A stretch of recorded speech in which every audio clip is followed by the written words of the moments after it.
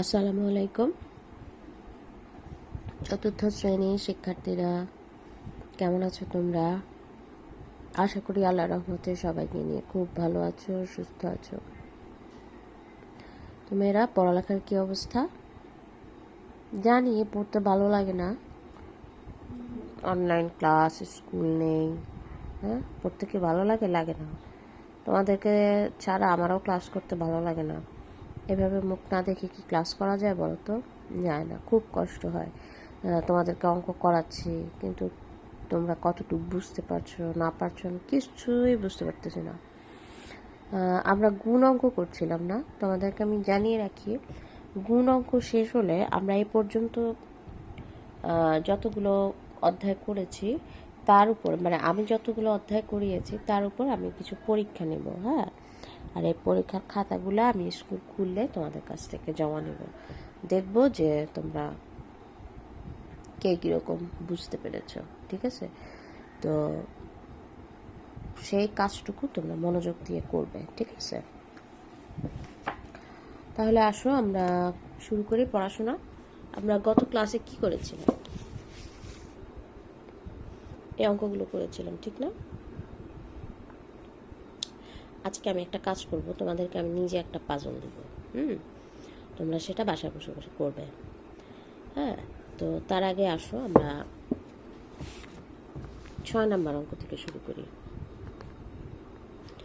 বারবার বলছি মেয়েরা, গুণ অঙ্ক করতে হলে কি করতে হবে? নামটা মুখস্থ রাখতে হবে, নাহলে হবে না। তোমার কাছে 100টি 100 টাকার নোট রয়েছে। তোমার কাছে মোট কত টাকা রয়েছে? ঠিক আছে, 100টি 100 টাকার নোট আছে। গুণ হয়ে যাবে, সোজা কথা। এবং এই গুণটা খুব সোজা।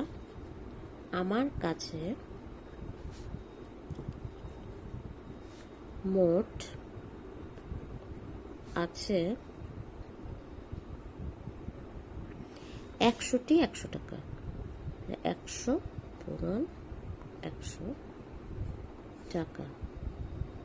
আর এই গুণটা করার জন্য আমাকে অবশ্যই রাফ করতে হবে না। কেন না? খুব সোজা। 1 আর 1 পূরণ করো, 1 অক্ষে 1, আর বাকি রইল কয়টা শূন্য? 1 2 3 4, 1 2 3 4 টাকা। কি রাফ করা লাগলো? একদম মুখে তোমরা চোখ বন্ধ করে বলে দিতে পারবা যে তোমার কাছে কত টাকা আছে। 10,000 টাকা আছে।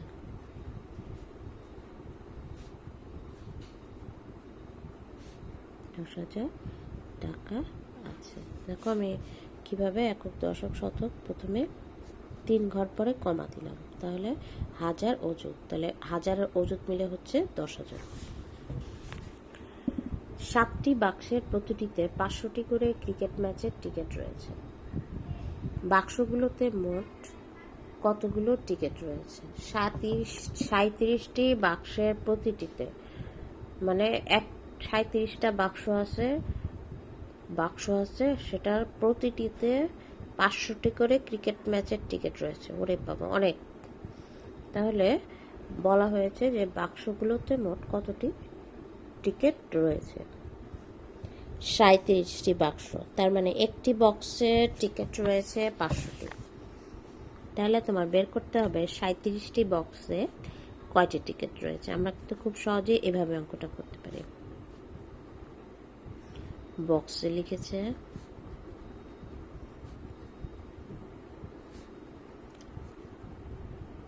টিকিট রয়েছে 37 পূরণ 500। আচ্ছা, আমরা এখানে কি করব? এটারও কিন্তু রাফ করার অতটা দরকার নেই। 5 7 35, হাতে আছে 3, 3 5 15, 16 17 18,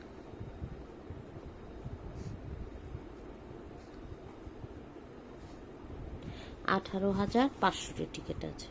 উত্তর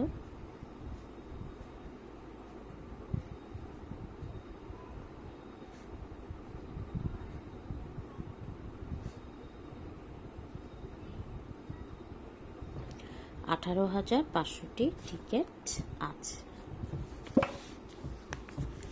রহিমা সেলাই করে প্রতিদিন 125 টাকা উপার্জন করে। তিনি 25 দিনে কত টাকা উপার্জন করে? প্রতিদিন মানে একদিনে উপার্জন করে কত টাকা?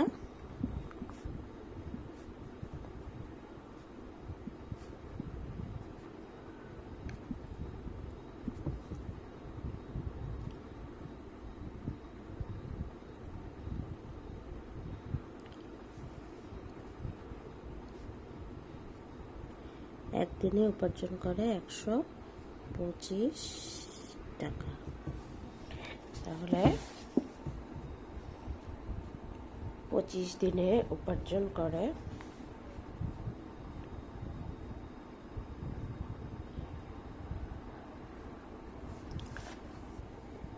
125 আর 25 গুণ করে দাও। 5 5 25, হাতে আছে 2, 5 দুগুণে 10, 11 12, হাতে আছে 1, 5 একে 5 আর 1 6, 0, 5 দুগুণে 10, হাতে আছে 1, 2 দুগুণে 4 আর 1 5, 2 একে 2, 5 2, 6 5 11, হাতে আছে 3। আমরা একটু আবারও অঙ্কটা করি। 5 5 25, হাতে আছে 2, 5 দুগুণে 10 আর 2 12, হাতে আছে 1, 5 একে 5 আর 1 6, 0, 5 দুগুণে 10, হাতে আছে 1, 2 দুগুণে 4 আর 1 5, 2 একে 2, 5 2 6 5 3125 টাকা।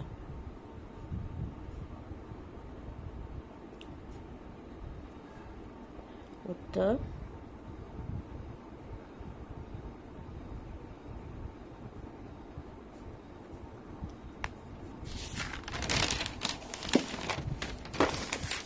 মেয়েরা খুব সোজা না?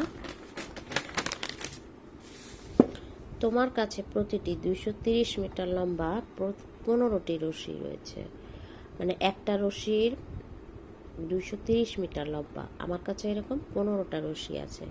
তুমি যদি 15টি রশি এক লাইনে রাখো তবে পুরো রশিটির লম্বায় কত মিটার হবে? বাবা, এক লাইনে মানে এরকম লম্বা করে রাখতে বলছে, তাহলে 15টা রশি মিলে তোমার কত মিটার হবে? আমি তোমাদেরকে অঙ্কটা সাজিয়ে দেই। সাজানোর দরকার নেই আসলে, জাস্ট অঙ্কটা গুণ হয়ে যাবে। হ্যাঁ, এখানে প্রতিটা অঙ্কই তোমার গুণ অঙ্ক হয়ে যাবে।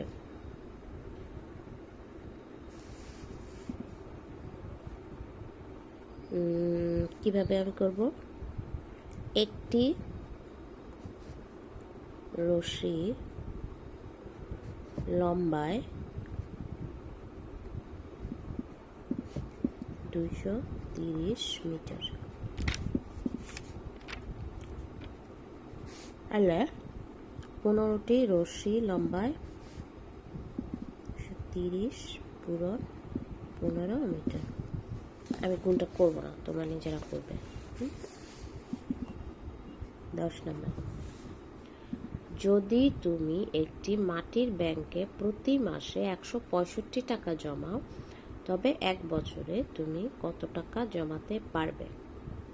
আচ্ছা, প্রতি মাসে মানে 1 বছরে জমাইতেছে 165 টাকা, আর 1 বছরে তুমি কত টাকা জমাতে পারবে?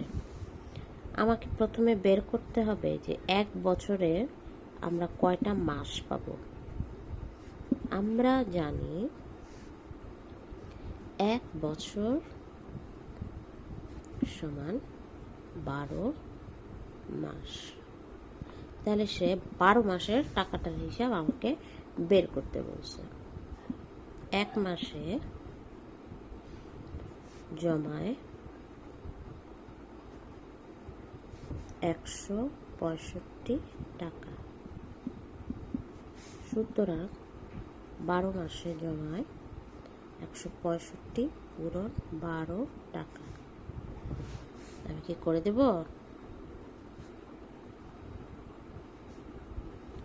5 দুগুণে 10, হাতে আছে 1, 6 দুগুণে 12 আর 1 13, হাতে আছে 1, 2 একে 2 আর 1 3, 0, 5 একে 5, 6 একে 6, 1 একে 1,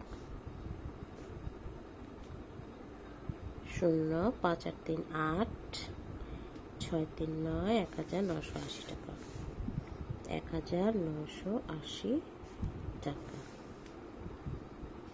তাহলে উত্তর 1980 টাকা।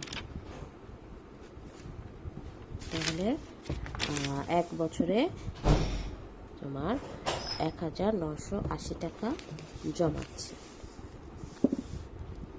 খুব বেশিও না, খুব কমও না, তোমরাও কিন্তু এভাবে টাকা জমাতে পারো মাটির ব্যাংকে। তো যেহেতু এটা গুণের অধ্যায়, তাই মোটামুটি সব অঙ্কই কিন্তু তোমার গুণ। 11 নম্বর অঙ্কটা আমরা একটু পড়ি। সেলিম তার মুরগির খামার থেকে 185টি মুরগি বিক্রয় করলেন। তিনি প্রতিটি মুরগির জন্য 275 টাকা করে পেলেন। সেলিম মুরগি বিক্রয় করে মোট কত টাকা পেলেন? আচ্ছা, সে 185টা মুরগি বিক্রি করছে আর প্রতিটা মুরগির জন্য সে 275 টাকা করে পেয়েছে। এই অঙ্কটা কিন্তু বেশ বড় একটা গুণ। তোমরা কিভাবে করতে পারো, যে কয়টা মুরগি বিক্রি করছে? 185 টাকা। 185টা মুরগি বিক্রি করছে আর 275 টাকা পাইছে। তাহলে আমি যদি সাজায় করি, তাহলে কিভাবে আমরা সাজাবো, যে একটি মুরগির দাম 275 টাকা, সে বিক্রি করছে মোট 185টি মুরগি। 275 পূরণ 185 টাকা।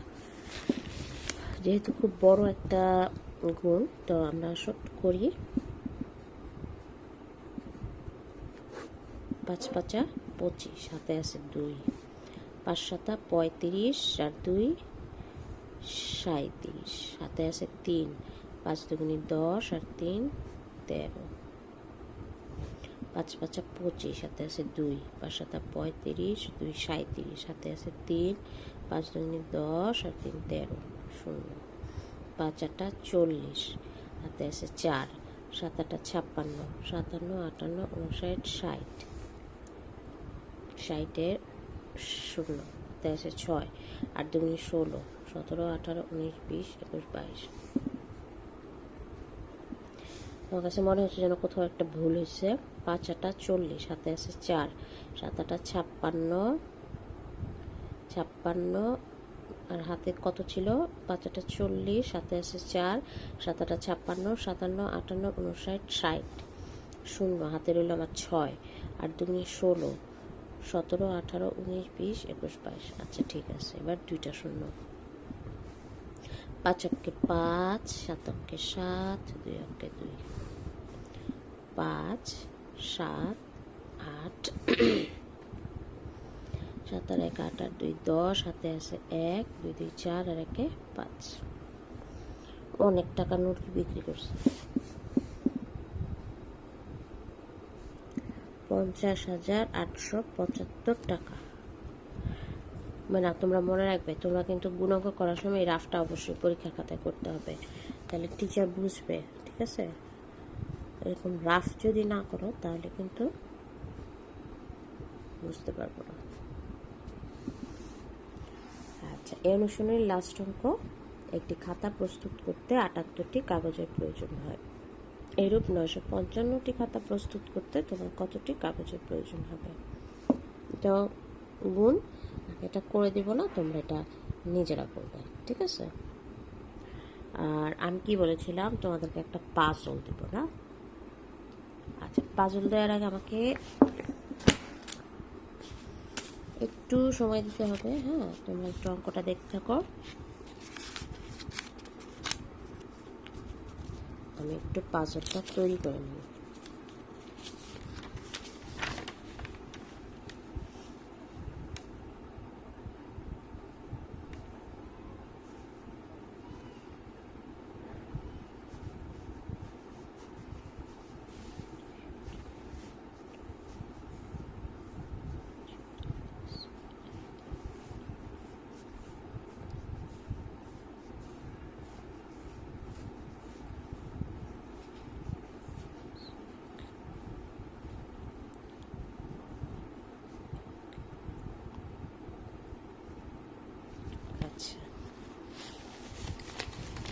এবার আমি তোমাদেরকে পাজলটা দিচ্ছি, দাঁড়াও একটু।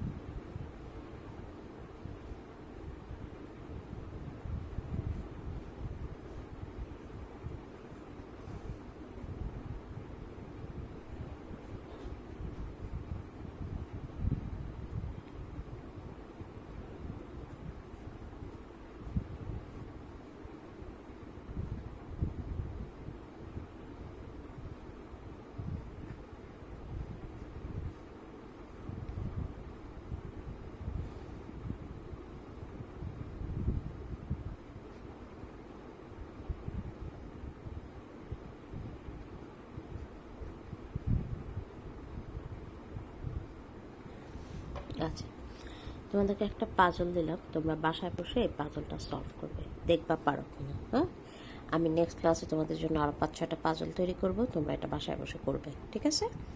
তো লক্ষ্মী সোনারা, আজকে এই পর্যন্তই। সবাই খুব ভালো থাকো, সুস্থ থাকো। খোদা হাফেজ।